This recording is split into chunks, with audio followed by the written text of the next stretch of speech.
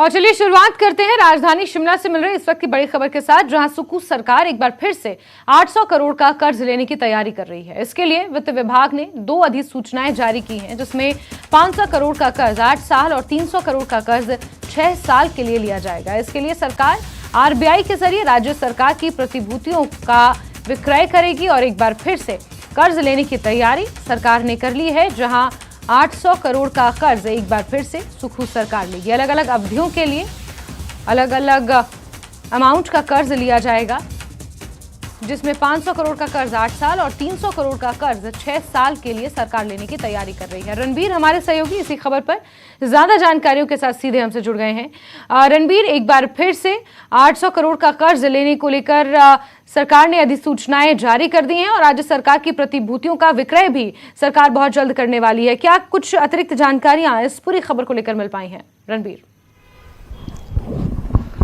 जी हाँ, देखिए, जिस तरह की हिमाचल की आर्थिक स्थिति है उसको देखते हुए यहाँ पर नई सरकार भले ही बनी है, लेकिन उसको ज्यादा समय यहाँ पर हुआ नहीं है। आय के संसाधन अभी तक बढ़े नहीं है। हालांकि कोशिश राज्य सरकार की तरफ से की गई है कि जैसे जो है शराब पर सेस जो है बढ़ा दिया गया है, वाटर सेस लगाने की तैयारी जो है कर ली गई है, लेकिन वो अभी शुरू नहीं हुआ है। लेकिन जो अभी जो स्थिति है, तो राज्य सरकार के पास कर्ज लेने के अलावा कोई चारा नहीं है। इसीलिए पिछले कल देर शाम को ये अधिसूचनाएं जो है 2 अलग अलग अधिसूचनाएं वित्त विभाग की तरफ से जारी की गई हैं और अब देखिए कर्ज जो है लगातार हिमाचल पर बढ़ता जा रहा है और कर्ज लेने की सीमा में भी जिस तरह से केंद्र ने रोक लगाई है उसमें कटौती की गई है। करीब 5,500 करोड़ की कटौती की गई है। तो हवाला तो यही दिया गया है, ये कर्ज लेने के पीछे का हवाला यही है कि जो विकासात्मक कार्य है उसको लेकर ये कर्ज जो है लिया जा रहा है। जल्दी राज्य सरकार के खाते में ये कर्ज की राशि आ जाएगी। तो कुल मिलाकर अभी अगर आने वाले कुछ और समय तक हम देखें तो शायद ये साल तो इसी तरह से ऐसा जाएगा। ये वित्तीय वर्ष जो है राज्य सरकार के पास कर्ज लेने के अलावा और कोई चारा बचा नहीं है। जैस्मिन। बिल्कुल रणबीर, और 6 महीने का वक्त अभी सरकार को बने हुए हुआ है। इसमें इससे पहले भी सरकार 2 बार कर्ज ले चुकी है और एक बार फिर से कर्ज लेने की तैयारी रणबीर यहाँ पर सरकार कर रही है। कहीं न कहीं भाजपा भी इसको लेकर हमलावर नजर आ रही है। विपक्ष की तरफ से भी अब आवाजें बुलंद हो रही हैं इस कर्ज को लेने को लेकर।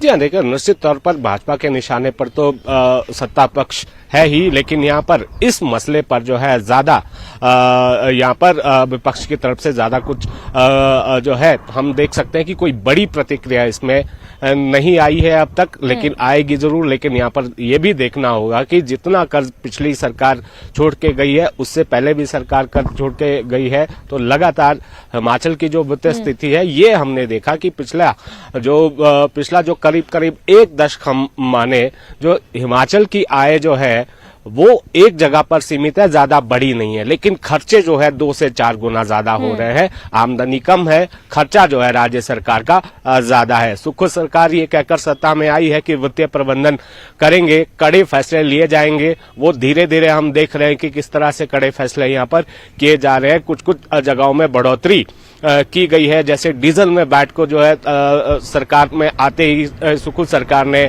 बढ़ा दिया गया था और यहाँ पर शराब का जिक्र हमने किया और यहाँ पर वाटर सेस की बात हमने की। तो जाहिर सी बात है कि यहाँ पर कोशिशें तो लगातार ये की जा रही है कि खर्चा किस तरह से कम करना है ताकि और जो आय के संसाधन है उनको किस तरह से बढ़ाया जाना है। विपक्ष के निशाने पर लगातार यहाँ पर सरकार है, लेकिन यहाँ पर सत्ता पक्ष की तरफ से भी ये आरोप बार बार लगाए जा रहे हैं कि केंद्र में जाकर जो हिमाचल सरकार को जो अब तक जो राशि मिलती थी अलग अलग मंत्रालयों से जो फंड मिलते थे उनको रोकने की भी कोशिश यहाँ पर की जा रही है। जो कैबिनेट मंत्री अनिरुद्ध सिंह है उनकी तरफ से तो ये भी कहा गया है कि प्रतिशोध की भावना से यहाँ पर कार्य जो है केंद्र सरकार कर रही है। ओपीएस का एक बड़ा खामियाजा यहाँ पर राज्य सरकार को भुगतना पड़ रहा है, क्योंकि इसीलिए जो कर्ज की जो सीमा है उसको घटा दिया गया है। जीएसटी का जो स्टेट शेयर है वो केंद्र सरकार की तरफ से नहीं मिला है। मनरेगा की तरफ से जो विभिन्न मदों में जो शेयर आता है, स्टेट शेयर, वो यहाँ पर नहीं मिल पा रहा है। लेकिन यहाँ पर इन सब के बीच राज्य सरकार की परेशानी ये है कि किस तरह से अब आगे जो है खर्चे किए जाने हैं। एक बड़ा हिस्सा है जो वेतन और पेंशन में जाता है 38% के आसपास, और विकास कार्यों के लिए केवल 43% जो है वो जो है पैसा राज्य सरकार के बजट में रहता है। तो यहाँ पर अब देखना होगा कि आगे किस तरह से जो है सुखू सरकार काम बिल्कुल। करेगी। रणबीर, एक आखिरी सवाल आपसे लेना चाहूंगी। जहां एक तरफ सीएम सुखू ये दावा कर रहे हैं कि हिमाचल पर पहले से ही इतना ज्यादा कर्ज है और हर बार हर मंच से वो इस आंकड़े को गिनाते हैं, 92,840 रुपए हर एक हिमाचली के ऊपर कर्ज है। एक तरफ तो ये दावा है, दूसरी तरफ सीएम सुखू कहते हैं कि हिमाचल में रेवेन्यू जनरेशन के लिए कई कदम उठाए जाएंगे। इसमें तो कोई दो राय नहीं है कि अगर विकास के कामों को गति देनी है तो फिर आपको कर्ज लेना ही पड़ता है। लेकिन जिस तरीके से सरकार के दावे हैं रणबीर, कहीं ना कहीं जिस तरीके से कर्ज का बोझ प्रदेश की आर्थिकी पर चढ़ता जा रहा है, आगे आने वाले समय में किस तरीके से विकास के कार्यों को गति मिल पाएगी? क्योंकि फिस्कल डेफिसिट तो हर साल फिर बढ़ता ही जाएगा। तो एक बड़ी चुनौती आने वाले समय के लिए ये खड़ी हो रही है। जी हाँ, देखिए, भले ही सरकार को ज्यादा वक्त नहीं हुआ है, कुछ कुछ चीजें जो है यहाँ पर देखी जा रही हैं कि सुखू सरकार किस तरह से आय बढ़ाने की कोशिश यहाँ पर की जा रही है। जो कुछ एक जो है कटौती भी यहाँ पर देखने को मिले, जैसे हम एनपीए का उदाहरण हम दे सकते हैं। हालांकि ज्यादा कोई बड़ी राशि इसमें नहीं है, लेकिन फिर भी सवाल तो इसी सरकार से पूछे जाएंगे, क्योंकि वादा करके आप ही सत्ता में आए थे, क्योंकि आपने कहा था कि कर्ज मुक्त हिमाचल बनाएंगे, लेकिन साथ में दलील ये बार बार देना कि कर्ज पहले से बहुत है। कर्ज, हाँ, ये बात हो गई, अब आप सत्ता में काबिज है, अब इसका निवारण आपको करना है। देखिए, बड़ी बात इसमें है कि जो पहाड़ी राज्य है हिमाचल, और जिस तरह की भौगोलिक परिस्थिति है और यहाँ पर कठिनाइयां जिस तरह से हैं, तो ज्यादातर जो है जो निर्भर रहना पड़ता है वो केंद्र की तरफ से, केंद्र पर निर्भर रहना पड़ता है, और केंद्र की तरफ से कोई ऐसा बड़ा सहयोग अभी तक जो है निकल कर नहीं आ रहा है। जाहिर सी बात है, चुनौतियां बहुत सारी हैं, लेकिन ऐसा भी नहीं है कि हिमाचल में जो संसाधनों की कमी है। अब देखना होगा कि विजन दिखाया है सुखू सरकार ने, कहीं ऐसा तो ना हो, क्योंकि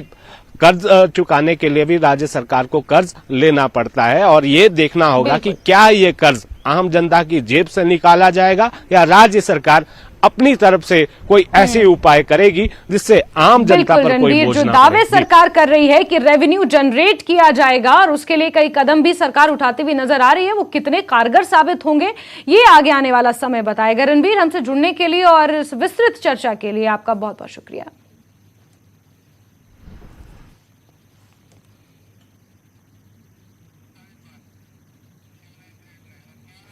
चलिए आगे बढ़ेंगे। शिमला के चिड़गांव बरशील पुल के पास एचआरटीसी बस की ब्रेक फेल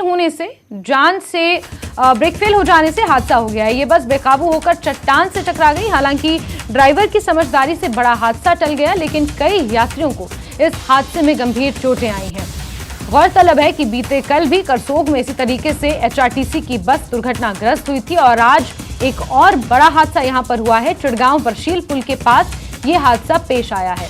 हादसे की तस्वीरें भी आप देख रहे हैं। हल्की चोटें भी तमाम यात्रियों को आई हैं, और ये बस किस कदर दुर्घटनाग्रस्त हुई है ये आप देख सकते हैं। ब्रेक फेल होने से ये हादसा हुआ है, जहां एक बेकाबू बस चट्टान से टकरा गई। कई यात्री इसमें जख्मी हुए हैं। मौके से ये तस्वीरें भी सामने आई हैं। यात्रियों को हल्की चोटें भी आई हैं, उनकी भी तस्वीरें आप देख पा रहे हैं। बस में कई यात्री सवार थे और उन सभी को कईयों को गंभीर और कईयों को माइनर चोटें यहां पर आई हैं। चिड़गांव बरशील पुल के पास यह हादसा है, जिसकी तस्वीरें इस वक्त आप अपनी टीवी स्क्रीन पर देख रहे हैं। एचआरटीसी की बस ब्रेक फेल होने की वजह से दुर्घटना का शिकार हुई है।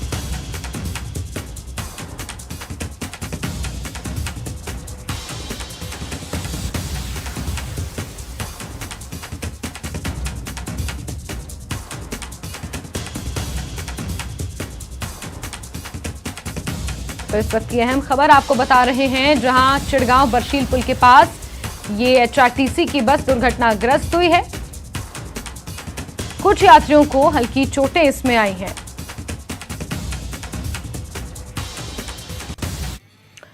कुल्लू में ग्लैंडर्स वायरस का मामला सामने आने पर पशुपालन विभाग सतर्क हो गया है। जिले से 80 सैंपल लेकर हरियाणा के हिसार में स्थित लैब को भेजे गए हैं। आपको बता दें कि पीज में 5 घोड़ों में ग्लैंडर्स वायरस की पुष्टि हुई है। पशुपालन विभाग ने प्रोटोकॉल के तहत घोड़ों को डिस्पोज ऑफ कर दिया है। आपको बता दें कि जानवर में ग्लैंडर्स वायरस की बीमारी घोड़ों में पाई जाती है और ग्लैंडर्स वायरस जानलेवा वायरस होता है। जानवर से मनुष्य में फैलने का भी खतरा रहता है। इसे लेकर पशुपालन विभाग सतर्क है और 8 और 10 अलग अलग जगहों से सैंपल लिए गए हैं। पशुपालन विभाग के उपनिदेशक संजीव शर्मा ने ये जानकारी दी है।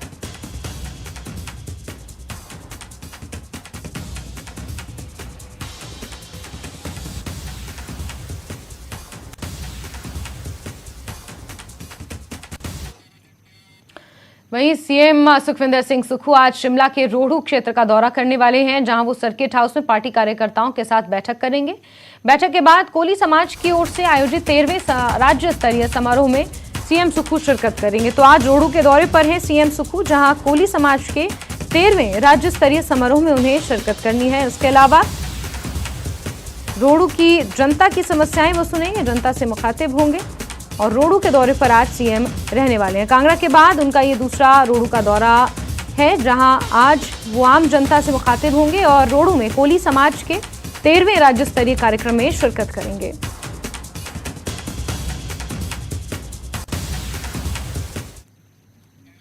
हिमाचल में मौसम के बदलाव से लोग परेशान होने लगे हैं। बेमौसम बरसात से लोगों का जीना मुहाल हो गया है।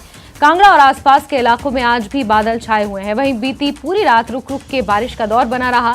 इस बारिश से किसान बागवान मायूस हैं। वहीं पहाड़ी क्षेत्र में जगह जगह भूस्खलन का खतरा भी बना हुआ है।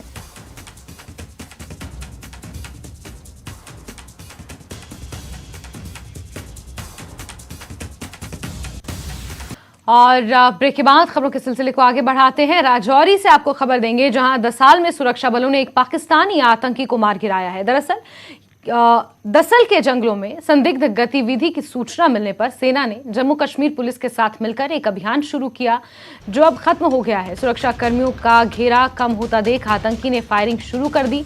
सेना की जवाबी कार्रवाई में आतंकी मारा गया है। सुरक्षा कर्मियों ने एक आईईडी को भी निष्क्रिय कर दिया है और एक पाकिस्तानी आतंकी यहां पर पकड़ा गया है।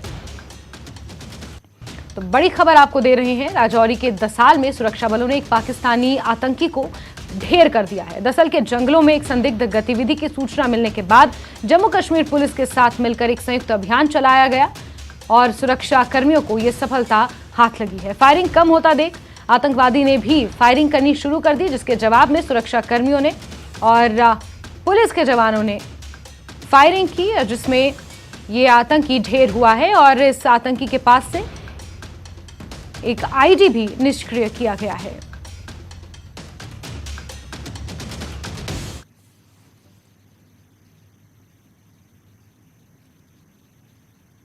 के लिए ये बहुत बड़ी कामयाबी है, बहुत बड़ी नेशन के लिए ये बहुत बड़ी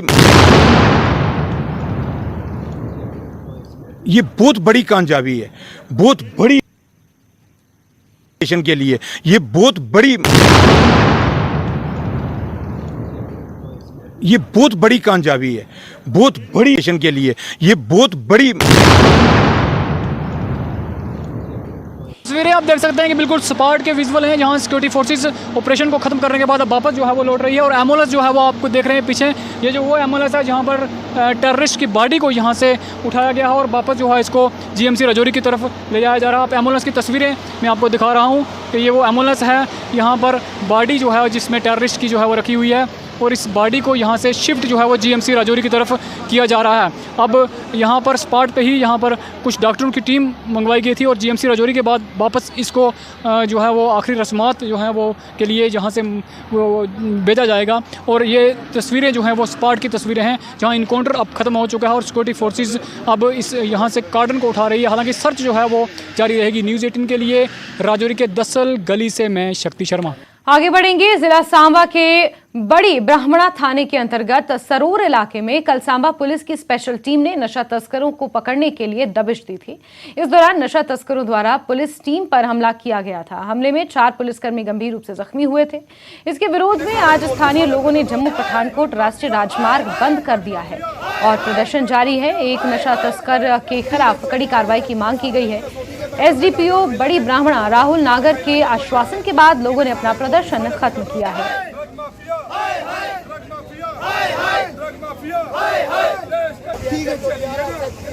सांबा जिले के सरोर इलाके में सांबा पुलिस टीम की तरफ से नशा तस्करों को पकड़ने के लिए दबिश दी गई, जिसके चलते नशा तस्करों और उनके साथियों द्वारा पुलिसकर्मियों पर हमला कर दिया गया, जिसमें 4 पुलिसकर्मी गंभीर रूप से घायल हो गए थे, जिनको इलाज के लिए इमरजेंसी हॉस्पिटल बीजेपुर लाया गया था। और आज की अगर हम बात करें तो सरोर इलाके के जो स्थानीय लोग हैं उन्होंने वहाँ पर जम्मू पठानकोट नेशनल हाईवे को बंद कर प्रदर्शन किया इसके विरोध में, और लोगों ने नशा तस्करों के खिलाफ कड़ी से कड़ी कार्रवाई करने की मांग की। इसी बीच एसडीपीओ बड़ी ब्राह्मणा राहुल नागर जी वहां पहुंचे, उन्होंने लोगों को आश्वासन दिया और जिसके बाद लोगों ने वहां पे अपना प्रदर्शन खत्म किया और पुलिस की तरफ से ये लोगों को आश्वासन दिया गया कि इन सभी नशा तस्करों और उनके साथियों के खिलाफ पुलिस की तरफ से कड़ी कार्रवाई की जाएगी और जल्द ही सलाखों के पीछे डाला जाएगा। न्यूज़ 18 जम्मू कश्मीर के लिए सांबा से मैं श्याम सुंदर।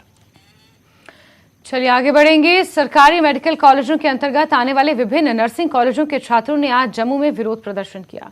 प्रदर्शनकारियों ने आरोप लगाया कि अस्पताल प्रशासन द्वारा उनसे अत्यधिक शुल्क वसूला गया है। सचिवालय के छात्रों को अत्यधिक राशि वापस करने के नोटिस के बाद भी अब तक पैसा वापस नहीं किया गया है।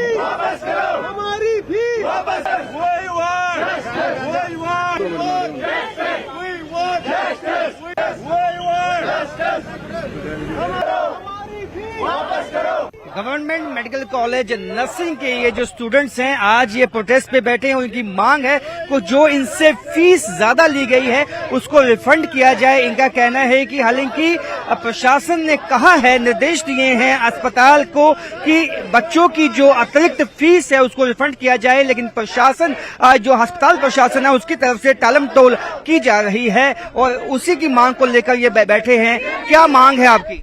सर, हम गवर्नमेंट नर्सिंग कॉलेज गंगयाल के बच्चे हैं। यहाँ पे सर जो भी प्रोटेस्ट में आए, government nursing college Reasi, government nursing college Akhnoor, sir हर किसी कॉलेज के बच्चे हैं। तो स्टार्टिंग में सर जो हमारा फी था, हम सर 2019 के बैच है, तो हमारा जो sir as per government order number HMEA 595/2070 हमारा जो कॉलेज है सर ये सारे अंडर मेडिकल एजुकेशन आते हैं। सो सर हमारा जो फी है वो 10,400 थे फर्स्ट ईयर में और सेकेंड ईयर में 4,600। सर इन्होंने उसके बावजूद हमसे हायर एजुकेशन का फी लिया है 70,000 और 50,000। सर जब हम बच्चों ने 1.5 साल इसके लिए लड़ा है तो इन्होंने सर फाइनली पिछले 3-4 महीने पहले इन्होंने आर्डर निकाला कि जो हमारा फी है आपको सेम रहेगा, जो बाकी कॉलेजेस की तरफ फी है वही सेम रहेगा। तो जब सर इन्होंने अब जब वो आर्डर निकाला तो इनको सर हमने हर जगह रिप्रेजेंटेशन दी है, जो हमसे ज्यादा फी लिया गया है वो हमें वापस कर लो। और सर जब सेक्रेटरीट से भी इनको लिखा गया है कि बच्चों को आप फी रिफंड कर लो, और सर जीएमसी प्रिंसिपल मैम हमें बोलती है बच्चों को कि मतलब आप एक काम करो, उन्होंने हमारी प्रिंसिपल मैम के साथ ये बात की कि बच्चों की डिटेल्स दे दो। लेकिन सर डिटेल्स से पहले हम देखना चाहते हैं कि कोई आर्डर ऐसे निकल आए गवर्नमेंट क्या जिसमें लिखा होगा आपका रिफंड हो जाएगा।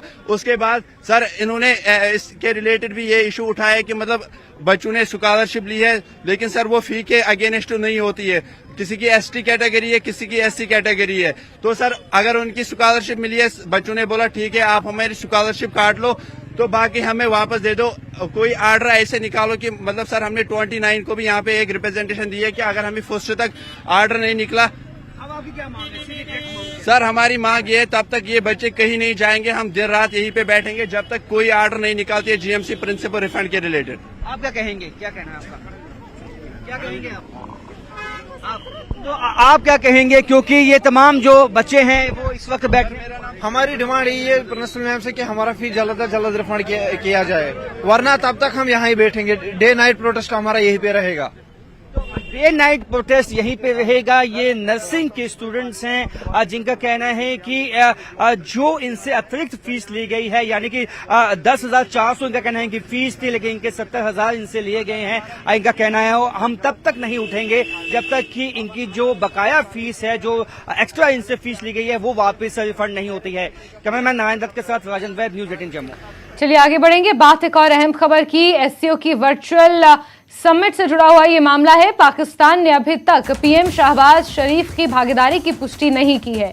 4 जुलाई को नई दिल्ली में ये मीटिंग वर्चुअली होनी है। राष्ट्रीय अध्यक्षों की बैठक की सूचना मिल चुकी है। फॉरेन ऑफिस के प्रवक्ता मुमताज जहरा बलूच का बयान सामने आया। एससीओ के वर्तमान अध्यक्ष से विवरण की प्रतीक्षा अभी तक की जा रही है और पाकिस्तान के पीएम शहबाज शरीफ इस बैठक में हिस्सा लेंगे कि नहीं, पाकिस्तान की तरफ से अभी तक इसकी पुष्टि नहीं हुई है।